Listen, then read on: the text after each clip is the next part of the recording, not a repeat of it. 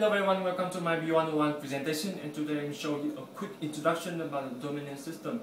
Because of the time shortage, I will emphasize on the function and the limitation of the dominant system. But first of all, what is a dominant system? Well, the dominant system was created in 1983 by Dr. Paul McPatrice, and it was a mechanism that internet software can translate name into addresses and vice versa. For example, the Google's and the University of Portsmouth website had its own internet protocol addresses. And the dominant system also comprises of three components. The first one is the domain space, the second one is the name server, and the third one is the resolver. First of all, in the domain space, this was a branch structured internet wire naming system, has a depth of 127 levels and a maximum of 255 characters in length. And inside the namespace are nodes which identify the position in the namespace, as you can see in the picture. And the second component is the name server, which holds the information of the dominant space, including its zone, which are the unit of administration between the subdomain and parent domain. And the last component is the resolver, which is tasked to transform the dominant space into IP address and back again, which is called a query. And one important thing that how can DNS work? As you can illustrate in the picture, when you type in the website in the browsers, it will send to the internal DNS server we call IDS, and forward the request for obtaining IP addresses to the root level domain server.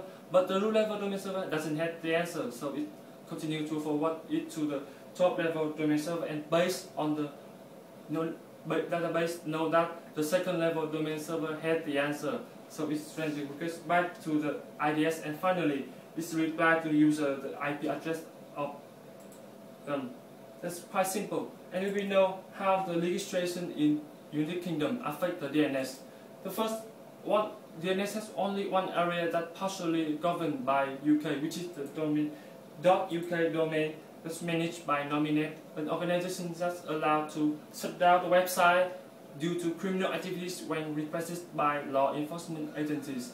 And the second case which reached the court so far was between Harrods, a famous department store in London, one that domain name to advertise themselves into internet, and Michael Lowry, who's called in the court to hand in the domain name to them on the passing that his potential use of domain name constitute a trademark infringement and passing off.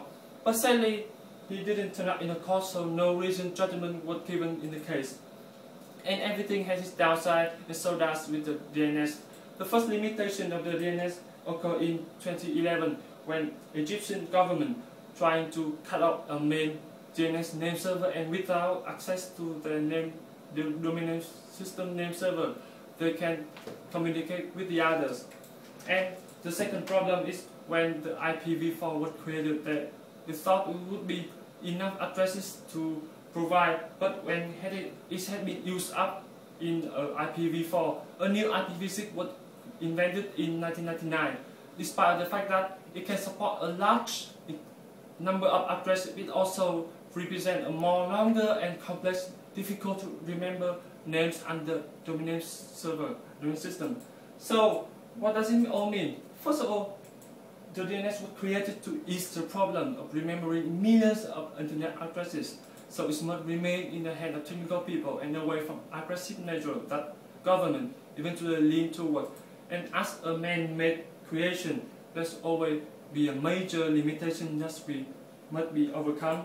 And finally, the whole system we possess can be upgraded and improved in the future in order to be more secure. And that's the end of my presentation. Thanks for your attention, and see you next time.